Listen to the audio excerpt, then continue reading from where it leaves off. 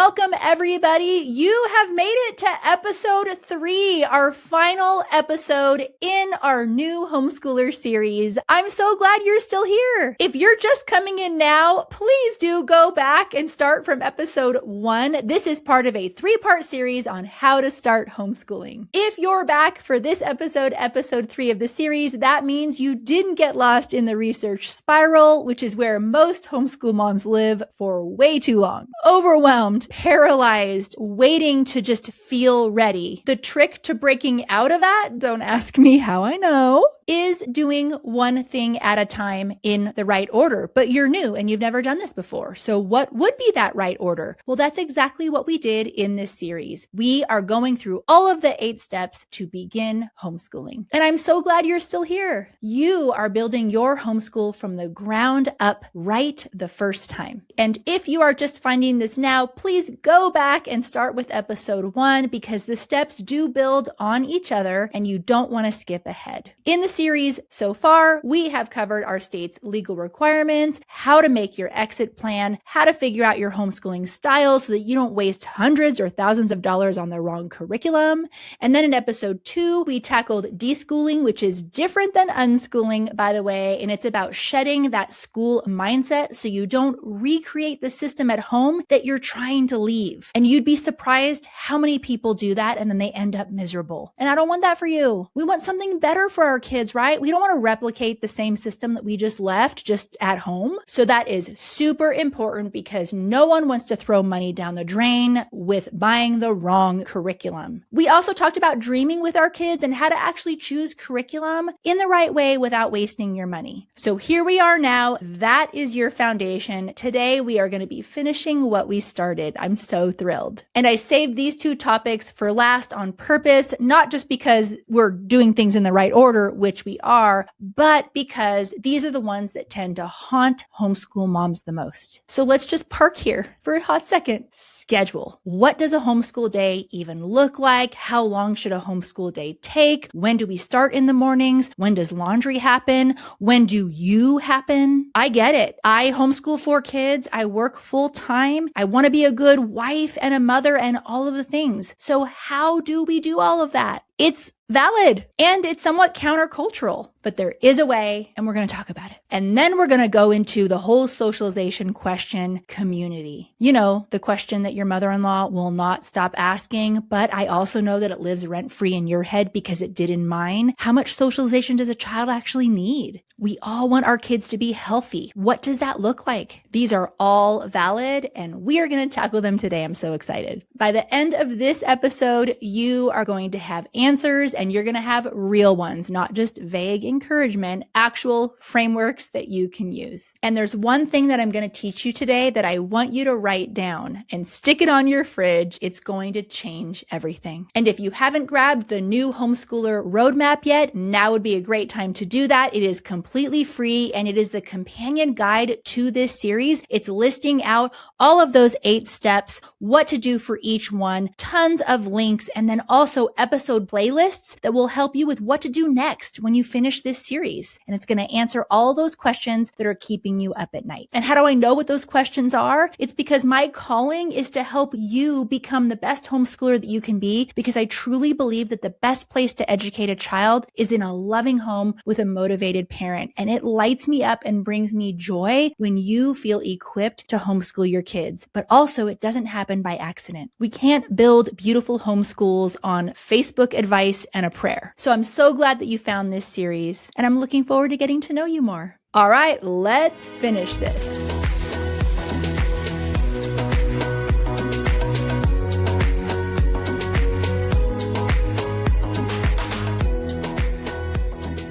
Hey, shout out to Summit HealthShare for sponsoring this episode today. I love Summit HealthShare, partially because it's my husband's company, but what they're doing over there is absolutely incredible and life-changing for many families. What is Summit HealthShare? Well, first, let me start with one of my rants about health insurance. Need I say anything? Probably not. But the copays, the denials, the in-network, out-of-network nonsense, having to get permission to see your doctor. I'm over it. paying thousands a month and then them still fighting with you every time you need just basic healthcare. I believe so much in the freedom that comes with leaving health insurance and moving to health sharing. Now, it's not health insurance, but it does replace it. And it's been around for over 100 years. With Summit Health Share, most families and companies save 40 to 60%, and they have a 98% customer satisfaction. You get to see any doctor that you want, even holistic ones. No networks, no permission slips. You ladies know how I feel about freedom. I want medical freedom too. Summit Health Share has different plan options depending on what your family needs. You might just need major medical, and that's great. On our plan, we get a little bit more, and we get free labs, free office visits, free prescriptions, and no copays. Our family of 6 has saved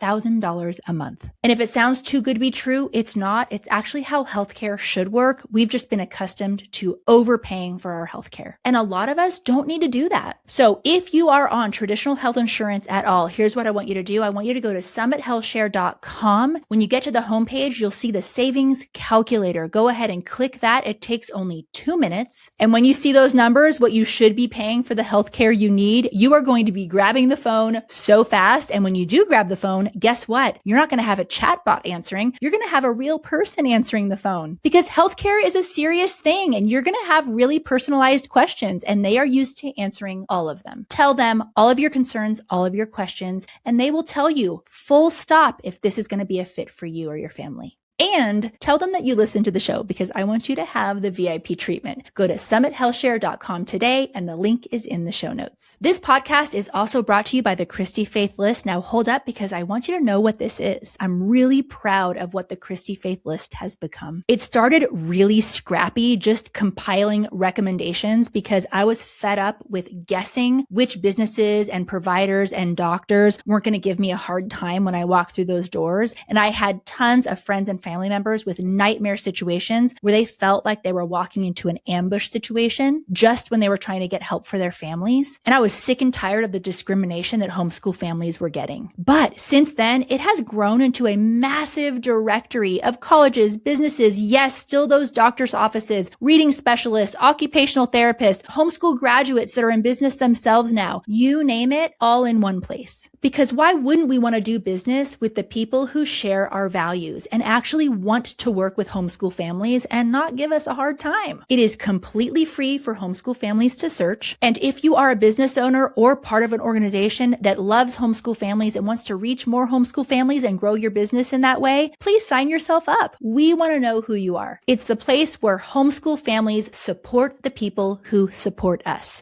Go to the ChristyFaithList.com today. All right. So exciting. I love how the Christy-Faith list has grown so much. It's an incredible place to find people who support us and our values. Welcome to the show once again. This podcast is for homeschool moms who take their craft seriously. That's what I'm all about. I'm Christy-Faith, your host. I'm not going to go into all of my credentials today as to why I'm qualified to be helping you on your homeschool journey. I did a lot of that in episode 1, so you can hop back there and get the full story and the full background of all the mistakes that I've made that have gotten me here today with you. But here is what you need to know. When I started homeschooling, I didn't get the help that I needed. I couldn't find it. And that was a long time ago. Now I have a high schooler, 2 junior hires, I have twins, and then an elementary grade student. We are homeschooling all of our kiddos. I'm an educational and parenting expert. I am a teacher's teacher. And where God has gifted me is taking a mom who's convinced or maybe worried that she can't do this and showing her you actually can. I've spent the last 20 plus years in education. I used to train teachers, and then I trained the specialists at my learning center. And now I get to train you, the specialist on your own children. Who knows them better than you, right? Who is more qualified to teach them than you? You know them the best. I'm also author of the book Homeschool Rising, and I am so thankful to be here with you today. I feel like this is a win-win, because when I am living out my calling, it really nourishes me to be using my gifts, and it helps helps you stop drowning in confusion and start building something that you're really proud of. And I'm able to do that for free because of our amazing sponsors. So go ahead and click the links in the show notes for the sponsors, because they are why I can show up for you today for free and give you everything that I have. Again, you are listening to episode 3, the final episode of this How to Homeschool series. And today we're answering 2 questions that keep new homeschool moms up at night. And if I'm honest, even non-new homeschool moms. What does a homeschool day even look like? What do other people's homeschool days look like? And what about socialization? How do I find community? What does my child actually need? And maybe you are questioning the school system like I did and thinking, okay, everyone says that's socialization, but when I actually think about it, that's not really that healthy. Well, if you're starting to think that way, girl, you are deschooling yourself, and it is a beautiful thing. So we are going to get into all of that today, and let's do it. Let's talk about homeschooling schedules. And I know this is where a lot of homeschool moms spiral. And I will say your schedule really does change as you progress through the homeschooling years. Of course, my teenager's schedule looks nothing like the schedule that he had when he was in kindergarten, right? So homeschooling schedules, it really does depend on the age and stage and amount of kids that you are homeschooling. Right now, you're probably thinking about everything that you're supposed to be teaching, all of the subjects, how many hours are actually in a day, all of the home responsibilities that you have, and maybe other responsibilities as well. Maybe you're like me and you work and you're like, there's only 24 hours in a day. How am I going to do this? How do other people do it? And suddenly you're building a spreadsheet. I know you, and it looks like you're launching a space shuttle. And I want to let you know that that was me. The color coded everything. And boy, was it a beauty. And I spent hours and hours building my schedules every year. And I gotta say, it was also most of the time completely unrealistic. And I felt like a failure, not only by 10 a.m., but also when a new school year was starting, I felt like a failure before October. So today we're going to talk about how not to do that. Here's the approach I teach inside Thrive Homeschool Community, and it's a thing that finally made scheduling click for me, and that is going from big to small. Your year first, then your weeks, then your days. You start with the big picture, and then you work your way down. Otherwise, you're drowning in details too soon, before you even know what you're building toward. Now, Thrive Homeschool Community periodically opens throughout the year. We always have a spring opening, where we do all of this planning together inside the Fail-Safe Homeschool Setup program, where you have tons of worksheets, more binders, Zoom calls, and we actually build out our homeschooling schedules alongside other homeschooling moms who are figuring out too, and doing it with experts and mentors to help you. The Fail-Safe Homeschool Setup is one of my most favorite things that we do in Thrive Homeschool Community. But this series, of course, we don't have time. This is just an overview. So I'm just going to give you some highlights. 1, your year. When do you want to start your homeschooling year, and when do you want to take breaks? Again, you got to look at your state laws. Maybe you have a certain amount of school days that are required in the year. And here's the wild thing. You're not tied to the public school calendar anymore. If your family has a busy season, you get to build around it. If you want to take December off and homeschool through June, do it, girl. We always do light Decembers because I want to just live the full Christmas time with my kids. You're in charge now. So as long as you are following your state laws, you can do whatever you want. Now let's talk about your week, right? Which days are you home? Which days are you out? Do you have co-ops, lessons, sports, errands, life, all the things? A lot of homeschool families do school for 4 days and then they keep 1 day for community or to catch up. There really is no right answer, again, as long as you are homeschooling legally, but knowing your weekly rhythm, even loosely, makes everything feel less chaotic. It also sets the expectations, because something that happens with a lot of new homeschooling moms is they set up like the ideal schedule and what they really want to happen, but their children aren't robots. I wish they were, but they aren't robots. And then what happens is you always feel behind. And that's not really a healthy way mentally to be homeschooling, to constantly be in that deficit mindset. I want you to feel like you're providing something rich and nourishing for your kids. We're going to talk about how to do that a little bit later in today's show. So wait for that. And then, so we talked about year, we talked about your months and weeks, and then, going big to small. And now that's when we start homeschooling our days. And this is where people can really spiral. Like, how long should a homeschool day actually be? Not only does it vary by your kid's age and ability, but it also varies by the homeschooling style that you are. But overall, homeschooling days days are way shorter than a lot of people think. If you're like me and you need charts, I have a chart that shows you recommended hours by grade level. And this is what I can promise you. It's not 7 hours a day. I mean, think about it with the schools. How much wasted time is there in classroom management and all of that? I mean, let's be real. Of course we can homeschool in fewer hours. And the time that I get back is one of the biggest gifts that I love about homeschooling my own family. We get our kids' best hours, not the leftovers when our kids and we are exhausted after we've been at school or work all day long. I want the best hours with my kids. Okay, now when it comes to actually the logistics of scheduling, there are a couple of different ways to structure your days, and it helps to know your options. So let's go over those. One way a lot of us schedule, particularly with our older kids, is with a day of the week style of schedule. And so what that looks like is like Monday is math and history, Tuesday is science and writing, kind of the same subjects on the same days every week. It's really predictable. A lot of families love homeschooling that way. It works with a lot of older kids because a lot of us, when we are homeschooling our high schoolers, they are enrolled in like live online classes or they have co-ops, and those classes happen on certain days and certain times. And so the rest of the homeschooling schedule kind of revolves around that. So though in the early years, I didn't really follow so much of a day of the week schedule, what I have found as I'm homeschooling junior high and high school students, that is what our homeschooling has started to look like. Another way to do scheduling, which is so awesome if you have little kids, is loop scheduling. And when my kids were little, this changed everything for me. So what loop scheduling is you have a list of subjects and you kind of work through them in order. So whatever you don't get to today, you just pick up where you left off tomorrow, and you never have guilt and you never feel like, oh, we didn't finish. You just keep kind of revisiting that loop. So the reason why loop scheduling was such a game changer for me is when I was a new homeschooler, I had these massive checklists. I was so excited about homeschooling. I wanted to fit everything in the day.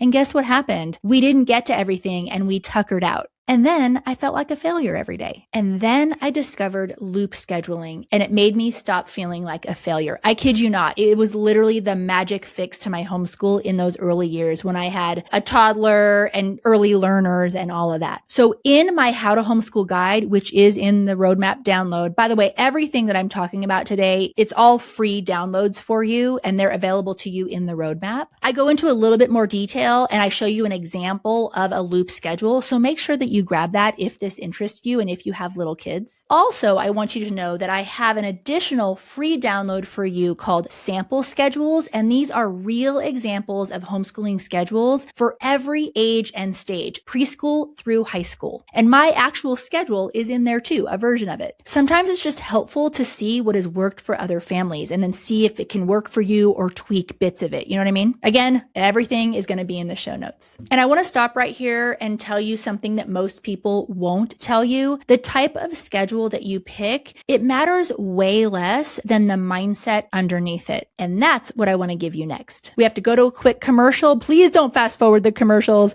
And when we come back, I'm giving you a rule that is so simple, you're going to wonder why no one told you sooner. It's called the 3-1 fun, and it's going to change how you think about your entire homeschool week. And I'm so excited to share it with you. So stay with me. Homeschooling 4 kids means I'm juggling roughly 24 different subjects at any given time. And a few years back, during a particularly busy season, I hit a wall. I needed some serious help with the heavy lifting of teaching everything myself and managing schedules for 4 kids. That's when I found BJU Press Homeschool, and we've loved their courses so much that we keep going back. Some families use them for everything and love it. I use them for certain subjects. Either way, total mental load relief. Here's what my mornings look like now. Let us take science, for example. My 3 girls do that one together. They fire up the lesson taught by a real teacher, well-produced, actual teaching, not just click-through busy work. And I sit there with my coffee, watch them, or make breakfast, and we discuss the big ideas. Every BJU Press Homeschool course prioritizes critical thinking, a biblical worldview, and hands-on learning. I just guide the conversation and pick which activity or pages or projects we want to do, and everything's already planned out. They have an online platform included for you called the Homeschool Hub, and it keeps everyone on track, both me and my kids, without micromanaging or nagging. And when I have questions, I call my Homeworks consultant. These people don't just help you get set up, they're available for you whenever you need them. It's like having a homeschool expert on speed dial. Go to bjupresshomeschool.com or click the link in the show notes to find out more. People are always curious what curriculum I use for my own family. And honestly, it changes. We've tried a lot over the years. Some work for a season and some completely miss the mark. But there is one that's stuck. CTC Math. It's a full K-12 online math curriculum, and it's won oodles of awards for a reason. It's just that good. I use it for all 4 of my kids, and they couldn't be more different when it comes to math. Finding one curriculum that actually works for all of them, that's been nearly impossible. You know that pit in your stomach when you realize the curriculum that you just invested in isn't working again? Yeah, that was us until this one. The genius behind CTC Math is that it's adaptive. The questions adjust to each kid's level in real time, so they're always challenged but never crushed. And mama, it does the teaching and grading for us. Yes, you heard that right. That's a homeschool mom's dream. Well, especially for me when it comes to math. I would think it's too good to be true if I hadn't been using it myself. And it's not just me. Here's why it's become the go-to for thousands of homeschool families. Free diagnostics show you exactly where to start, access to all grade levels so your student can fill in any gaps or move ahead, short video lessons that keep your children engaged, automatic grading with instant feedback, and progress reports so you know exactly what's happening without hovering. Math used to be our hardest subject. Now my kids do it independently. Here's the best part. Our listeners get 50% off. Use the link in the show notes to do a free trial or to get that half-off deal. Don't spend another year kissing math frogs. This one stuck for us, and I have a feeling it's gonna stick for you too.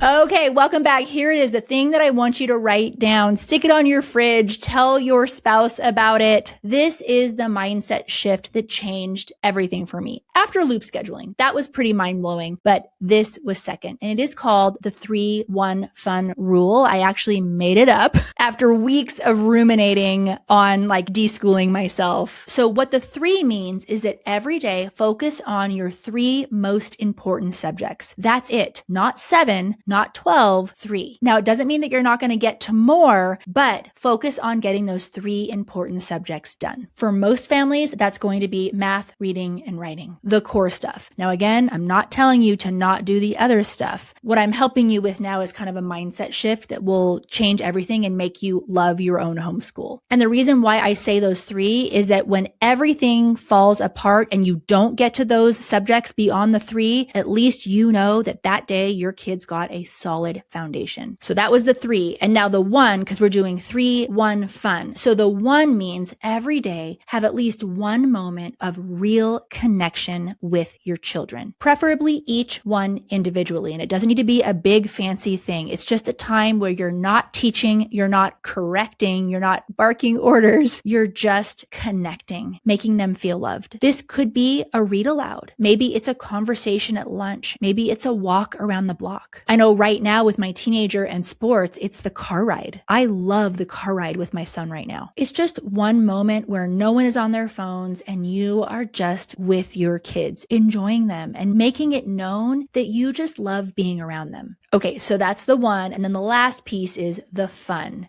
And this is for you. Every day, I want you to do one thing that you enjoy. And maybe it doesn't have anything to do with homeschooling, and that's okay. One thing that I love doing is going downstairs. I have a Pilates reformer in my basement, and I have some YouTube Pilates instructors that I like. It really changes my entire mindset when I give myself that 45 minutes or that hour and I do something that I enjoy, because it actually makes homeschooling more life-giving for everybody. I'm more regulated. I tend to be more patient. I'm modeling healthy behaviors for my kids. There's no scenario in which doing one thing per day that you love is not a win for you, your family, and your kids. And I know that's hard to hear because a lot of us are so accustomed to the sacrificing that we do, and even a lot of us erase ourselves, but I don't want you to burn out. You are the most important person in this homeschooling scenario. So you making sure that you take care of yourself is vital. That's why I have so many episodes on the Christy-Faith show about rest and taking care of ourselves and our mental health. That's not by accident. Maybe it's your morning coffee in silence before everybody wakes up. Maybe it's a podcast while you're folding laundry. Maybe it's a craft project that you just want to get to, even if it's just 15 to 30 minutes a day, but you enjoy it and you look forward to it. This really matters. It's good for your mental health. It's good for your nervous system. It's going to make you a better better parent. It's going to model healthy behaviors of self-care. It is just so good. Because here's the thing, and I know you're not there yet because you're a new homeschooling mom probably. If homeschooling is draining the life out of you, you're not going to last. And it really is the best way to educate a child. So the more you can make sure that it's sustainable for you, the better it's going to be for everybody. So that is the 3-1 fun rule. And that is your daily anchor and a great framework that I live by myself. And I hope you do too. Now, is it the only framework? No, it's just a fun thing to remember and you can put it on your fridge. I'm not claiming to know everything, but the reason why this type of thing and this mindset is important is because of Fridays. Fridays are when we look back on our week and we assess how things went. And if you're anything like me, your brain wants to focus on everything you didn't get to. All the subjects that you skipped and oh my goodness, this fell through the cracks, we're so behind, yada, yada, yada, and then you spiral. But if you follow the 3-1 fun rule or something like it, when Friday comes, you can look back and say, we did the important stuff. Life kind of derailed us, but we learned a lot through it. We still were able to connect, and I also didn't lose myself this week. What a huge win. I operated way too many years in the we didn't get enough done mindset, and it was so draining, and I don't want that for you. Okay, that was so fun. I give that tip in my Homeschool 101 talks that I give at conferences. Okay, so far today, you've got your schedule framework, you've got your 3-1 fun rule, but now there's still a question in the back of your mind, or maybe it's your mother-in-law's voice asking, but what about socialization? We are absolutely going to go there right after the break. Let's go.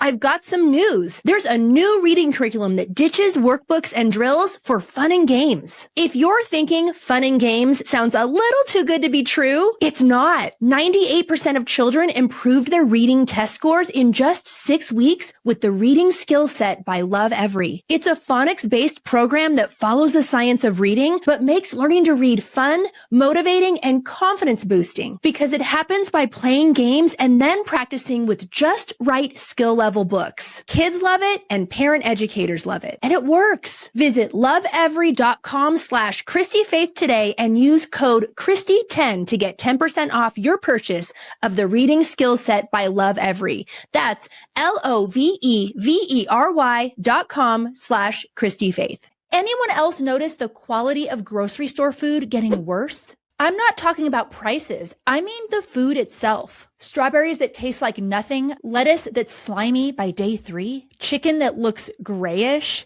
and you're standing there thinking, I'm paying more for this? Listen, I promise you are not going crazy. We've been feeling it too. And for years, I thought there was just nothing we could do about it. That's just how groceries are now. But then I started ordering from Azure Standard. They're a family-owned company. They happen to be homeschoolers as well. Real Farms Organic Standards delivered to a drop point near you. And I have to tell you the story. We ordered a box of oranges, and the first orange I pulled out of the box, I peeled it, I pulled off a wedge, and I stopped. Time machine. Granny and Gramps' backyard, their orange tree. I forgot food could taste like that. And the chicken from Azure Standard? I've never had chicken this good. It's scary how accustomed I got to fine. Visit azurestandard.com. I'll put the link in the show notes. Real whole food without the bougie health food store price tag. One bite, that's all it'll take.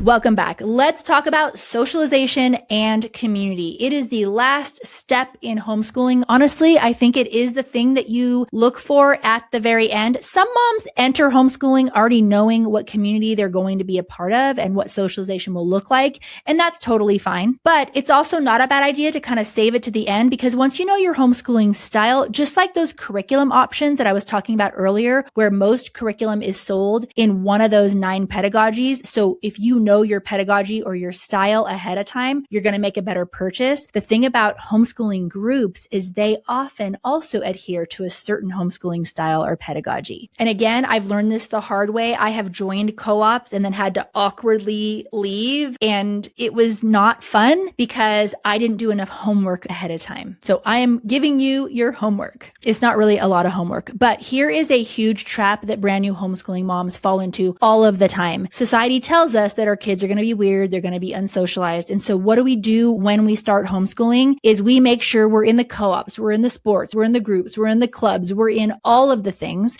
And then what happens is we are stinking exhausted from all of the socialization that we are participating in. And it comes more from a place of insecurity. And so I want to shift that. And I want you to come from a place of research and security so that you can make your socialization decisions more wisely based on what child development tells us that our kids actually need. Because what the schools provide is actually not what our children need. Now, I won't go into that today. I have an entire chapter in my book, Homeschool Rising, just on socialization. I'll mention a couple things in this episode, but if you want a deep dive, you can go ahead and read that. So the socialization question is built on a lie. The lie is that school is where kids learn to socialize. And if you remove school, then your kid will be awkward and isolated and unprepared for the real world. Christy, don't start ranting. Stick to your topic today. Okay, so think about it. What is school socialization really? It's 30 kids the same age in the same room, competing for attention, learning to navigate cliques and peer pressure and popularity contests. It teaches kids to look to their peers for validation instead of their family, which is super dangerous, right? Think Lord of the Flies. Our kids should not be looking to other kids their same age as their litmus test for healthy socialization. And what it does is it breeds conformity and it rewards fitting in over true relationship and belonging. I can confidently say this because I've done a lot of research on it and I wrote an entire chapter on it in Homeschool Rising, and I go over a lot of that research there. But homeschooled kids, they learn to socialize with a 1-year-old baby 1 minute and a great grandmother the next. They can have conversations with adults and make eye contact. Go figure. They build friendships based on shared interests, not just who happens to sit next to them or what group they want to get into so that they fit in and aren't bullied. That's real socialization, and it's preparing them for the actual world. Now, one thing that I haven't talked about a lot, and maybe I shouldn't go on this rant here, but maybe it is important. Maybe there's just one mom listening who needs to hear this. Our society has misconstrued socialization with forced association. Just because you throw your kid in an environment in a large group with large quantities of kids does not mean that they are being socialized in a healthy way. And when you really look at it, what's happening in the schools? One, they're being told to be quiet all day. They have to raise their hand to go to the bathroom. They have to conform or else they won't fit in and they might be bullied. I could go on and on and on about all the reasons why the socialization that happens in schools not only is not ideal, but I actually have come to believe that it's quite damaging. But we have considered it normal in our society, and for some reason we think normal is healthy when it's not. Now, on the flip side, I don't know a single homeschool mom whose intention is to shelter her kids, but we also don't want to throw our kids in environments where they're abused, honestly, and traumatized. Maybe that's your kid right now, or maybe that was you growing up and you were bullied.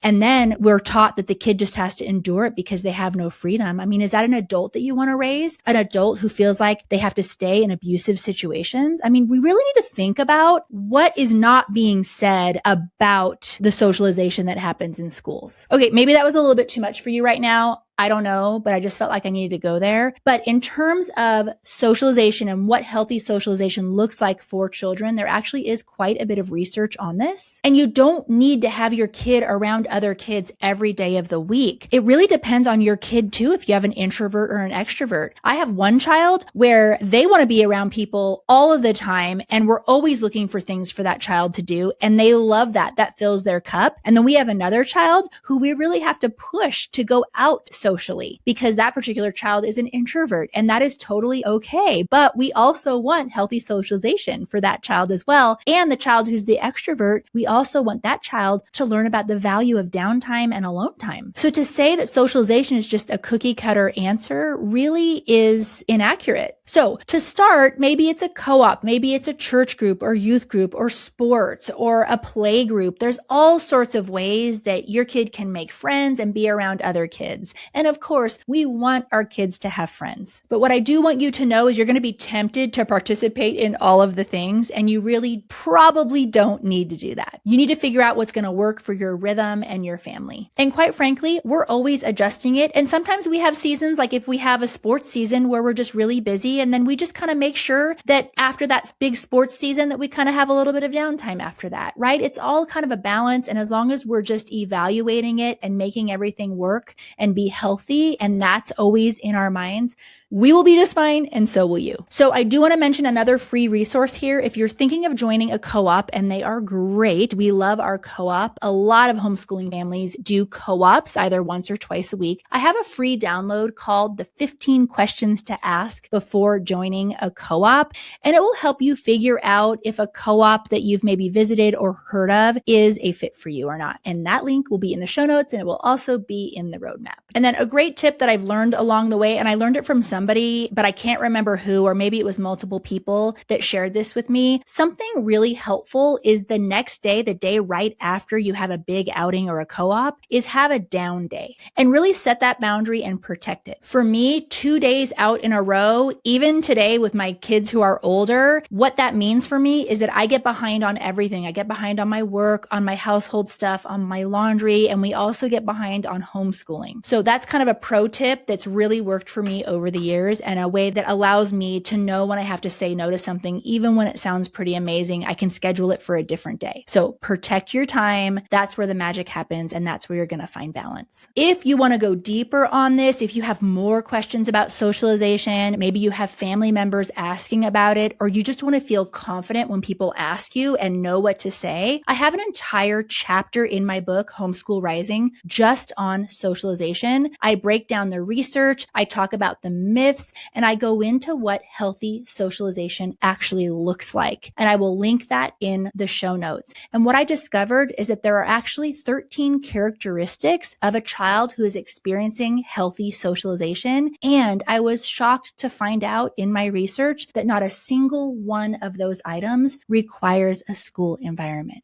So if this is causing you some worry or anxiety, definitely pick up the book and read that chapter first, and I think it will help you a lot. Okay, so you made it. You now know more about how to start homeschooling than most moms figure out in their entire first year. I'm not kidding. And not only have we talked about a lot of things, but I have given you so many free downloads, including the roadmap that has all of the downloads for you there with beautiful links where all you need to do is click and get to where you need to be. In this series, we've gone over 8 steps from legal requirements to what your homeschool day looks like, all the way to today with socialization. We've talked about deschooling and dreaming and how to buy curriculum and all of these wonderful things that lay the foundation for you setting this up right the first time. 8 steps in the right order. It is so exciting. It's been an honor to organize this for you. I've really enjoyed writing this series, and I hope that it really has been a value to you. And if it has, would you mind doing something for me? It will take you 10 seconds while I'm talking right now, and it's completely free to you. Would you give the show 5 stars? Of course, if I've earned it. Would you leave a comment? Maybe if it's even just the words, wow, this helped me, thank you. Those little things tell the algorithm, those little robots behind the screen, that this show is worth showing to more moms. It's how shows are pushed out. And when this show does well, that means that I can keep delivering you amazing content.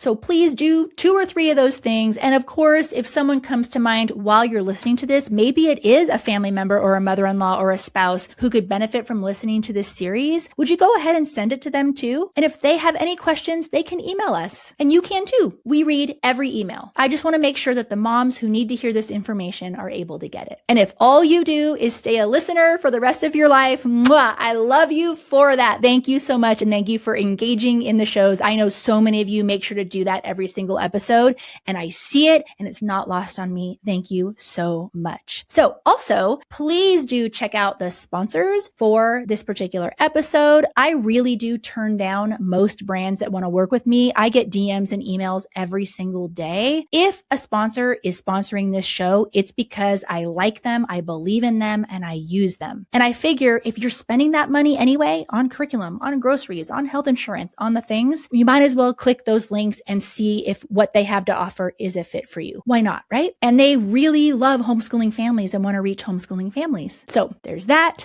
And if you are feeling exhausted from piecing all of this together yourself, maybe a couple of months after you've listened to this series and you're still really not getting your bearings, you're still sifting through conflicting advice, wondering if you're doing this right, go ahead and get on the waitlist for Thrive Homeschool Community. It's not open all of the time, but people on the waitlist are guaranteed a spot when it does open. Thrive Homeschool Community is where all of your worry and angst will end. You will have the support that you need and all of the how-tos. It's where you actually learn to homeschool well. And you're probably not there now, but it's good for you to know that that help is there if and when you need it. And we are happy to meet you when that time comes. It's what I needed when I started. I think it's the best thing to happen to homeschooling in the last decade.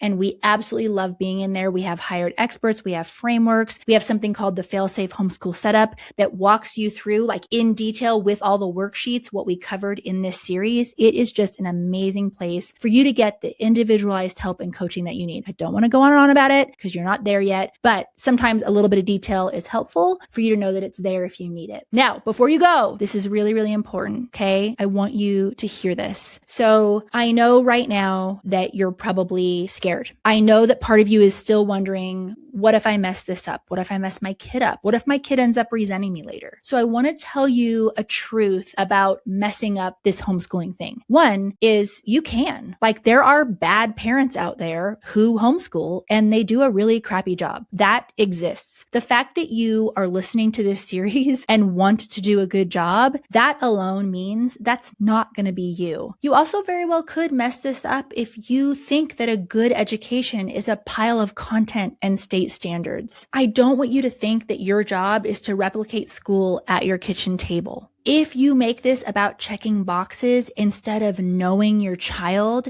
and viewing their education as the cultivation of a human being, I do worry that you'll miss the whole point. But I also know that you won't mess this up if you commit yourself to growing alongside your child. And I know that's you. That's why you even are listening to this series. You're the type of mom who stays curious, who wants to stay humble. And if you keep showing up, and yes, imperfectly, but faithfully, you're going to do great. And that's what this is really about. Yes, with homeschooling, we want to give our kids the best education possible. Absolutely. But also, if we view it as achieving perfection, we're missing the whole point that really to grow a beautiful, well-rounded human being is to, yes, give their mind what they need, but also give them what they need socially and emotionally. And it's also about that connection. And I really, truly believe from the bottom of my heart that homeschooling is the best way to achieve that goal. Homeschooling is not about getting it right and getting it perfect. It's more about being present and in tune. There is no one more qualified to teach, love, and guide your child than you. Who else knows the depth of their heart the way you do? And I've said this before, but if you haven't heard me say it, I want to say it again. We really need to ask ourselves, what is an education? Because if we view an education as kind of like information to just stuff in a kid, we're kind of missing the whole point. Because I believe what we're called to do as parents is the cultivation of a human being who is healthy and thriving. And does that include good academics? Absolutely it does. But it's also so much more than that the schools never can provide our children. I truly believe with all of my heart that there is no one more qualified on the face of this earth to teach, love, and guide your child more than you. Now, does that mean that you're going to be able to teach those advanced subjects? None of us are doing that. We're sourcing well. We're getting the resources that we need to get the job done well. You don't have to know everything. Right? Who else knows the depths of our children's hearts the way that you do? No one. Who else cheers louder for their victories or wipes their tears with as much care? No one but you. Who else has been chosen for such a time as this to walk this path beside them? No one but you. When we homeschool our children, you're giving them yourself, the very best gift that they could ever receive for becoming happy, healthy, and thriving adults ready for the unknowns of the world ahead of them. You have been perfectly prepared for this, and not because you're perfect, but because you are willing, and not because you have all the answers, but because you have the heart to love, to try, and to trust. And more than anything in this entire series, what I want you to hear today is that you are capable, you are enough, and you are changing your child's life in ways that will echo not just for them now, not just in their adult life, but perhaps even for generations to come. We are changing the way childhood happens, and we are saying no to the way society says we need to do it, and we are running to something much better. Now, I've given you a lot in this series. I want you to take your time with it. I want you to email me if you have any questions. Come back and re-listen to these episodes. Make sure you download that roadmap. If you need to make a binder, we made a pretty binder cover for you. Whatever you need, you can just keep listening to this podcast. It brings me joy to support you in your homeschooling journey. I absolutely love it. It is my why. Thank you for joining me today. You were made for this, and I will see you next time.